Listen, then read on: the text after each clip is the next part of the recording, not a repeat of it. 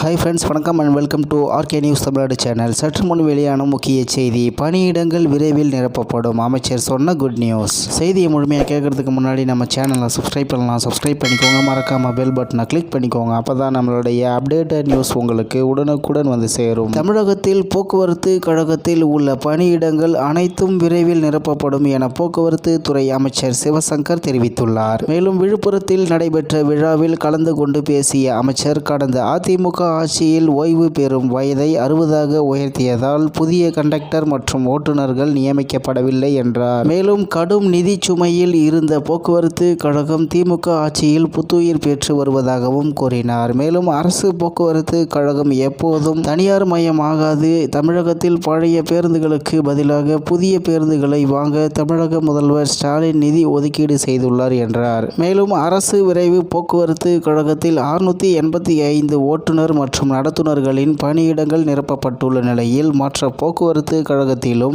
ஓட்டுநர் மற்றும் நடத்துனர் பணியிடங்கள் நிரப்பப்படும் என அமைச்சர் தெரிவித்துள்ளார். இந்நிலையில் தமிழகத்தில் போக்குவரத்து கழகத்தில் உள்ள பணியிடங்கள் அனைத்தும் விரைவில் நிரப்பப்படும் என போக்குவரத்து துறை அமைச்சர் சிவசங்கர் தெரிவித்துள்ளார். மேலும் விழுப்புரத்தில் நடைபெற்ற விழாவில் கலந்து கொண்டு பேசிய அமைச்சர், கடந்த அதிமுக ஆட்சியில் ஓய்வு பெறும் வயதை 60ஆக உயர்த்தியதால் புதிய கண்டக்டர் மற்றும் ஓட்டுநர்கள் நியமிக்கப்படவில்லை என்றார். கடும் நிதி சுமையில் இருந்த போக்குவரத்து கழகம் திமுக ஆட்சியில் புத்துயிர் பெற்று வருவதாகவும் கூறினார். மேலும் அரசு போக்குவரத்து கழகம் எப்போதும் தனியார் மயமாகாது. தமிழகத்தில் பழைய பேருந்துகளுக்கு பதிலாக புதிய பேருந்துகளை வாங்க தமிழக முதல்வர் ஸ்டாலின் நிதி ஒதுக்கீடு செய்துள்ளார் என்றார். அரசு விரைவு போக்குவரத்து கழகத்தில் 685 ஓட்டுநர் மற்றும் நடத்துனர்களின் பணியிடங்கள் நிரப்பப்பட்டுள்ள நிலையில் மற்ற போக்குவரத்து கழகத்திலும் ஓட்டுநர் மற்றும் நடத்துனர் பணியிடங்கள் நிரப்பப்படும் என அமைச்சர் சிவசங்கர் தெரிவித்துள்ளார் என்பது குறிப்பிடத்தக்கது. இத்துடன் இன்றைய முக்கிய செய்தி நிறைவு பெறுகிறது. மேலும் இது போன்ற செய்திகளை உடனுக்குடன் தெரிந்து கொள்ள ஆர்கே நியூஸ் தமிழ்நாடு சேனலுடன் இணைந்திருங்கள். நன்றி, வணக்கம்.